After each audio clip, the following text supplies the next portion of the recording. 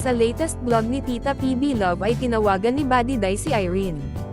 Kinamusta niya ito pati na rin ang pasyenteng nakunan na hipag ni Irene. Sumagot si Irene na hindi sila okay kasi kakailangan ng hipag niya ng 7 bag na dugo. Naubusan ng dugo ang hipag niya kaya kailangan maabanuhan. Dagdag ni Irene na mga 1 buwan pa sila sa hospital bago makauwi. Natawa naman si Buddy Day sa sinabi ni Irene na nandun na sila sa land bank. Agad naman itong kinorek ni Kuya Tutoy na hindi land bank kundi blood bank. Biro naman ni Kuya Tutoy na kailan pa nagkaroon ng dugo sa land bank. Kinumusta naman ni Buddy Day ang anak ni Irene na si Negi kung nakuha na ba niya ito. Sumagot si Irene na bukas kukunin na niya si Negi pero ang problema ay mawalan ng bantay sa hospital ang hipag niya. Pinayohan naman siya ni Buddy Day na umuwi na muna siya ng Taloytoy. At meron namang kapatid si Irene na si Mariah, pwede yun ang magbantay sa hipag niya. Dagdag ni Buddy Day na dapat makuha na nito si Negi para magkasama na sila dahil kunti na lang ang mga natitirang araw sa bakasyon nito. Dagdag ni Buddy Day na dapat mag-focus ito si Irene sa mga anak niya para makabonding niya ang mga ito bago bumalik sa Abra. Kahit papaano maging masaya at magaan ang kalooban ni Irene pagbalik sa Abra dahil nakasama nito ang mga anak. Sinabi din ni Buddy Day kay Irene na buti pa ito ay nakauwi sa pamilya. Ibinahagi ni Buddy Day na sobrang busy siya sa pag-aaral niya at yung klase niya ay Lunes hanggang Sabado. Meron silang kailangan tapusin na demo na dahil kung hindi makatapos sa demo ay hindi makaproceed sa second year college.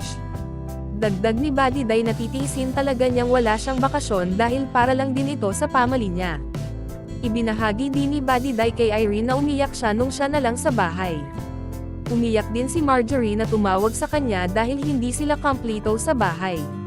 Kaya sinabihan niya si Marjorie na siya na lang ang magpapaintindi sa mga kapatid at papa niya kung bakit hindi siya makakauwi. Aminado si Buddy Day kay Irene na sobrang hirap sa college. May mga panahon na may pineform siya sa laboratory at sobrang dami ng nanood mga 4th year student.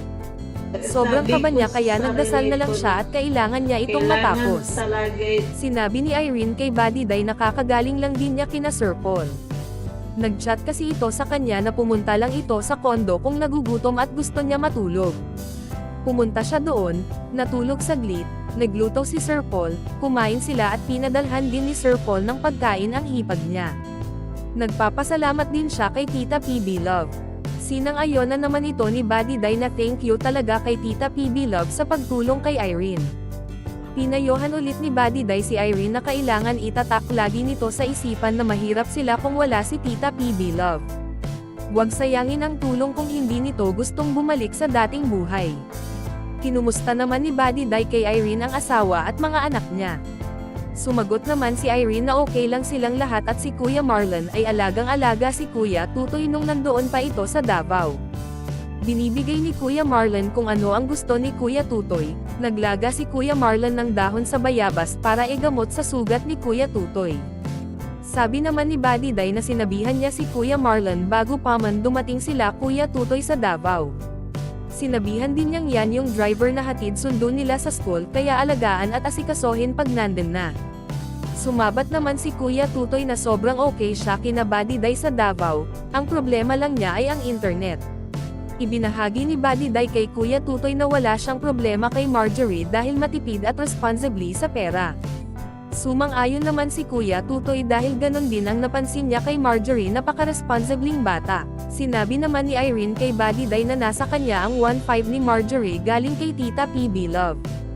Sumagot naman si Buddy Day na ibigay ni Irene kay Marjorie pag-uwi nito sa Taloytoy para makapag-grocery si Marjorie kasama ang papa at mga kapatid niya.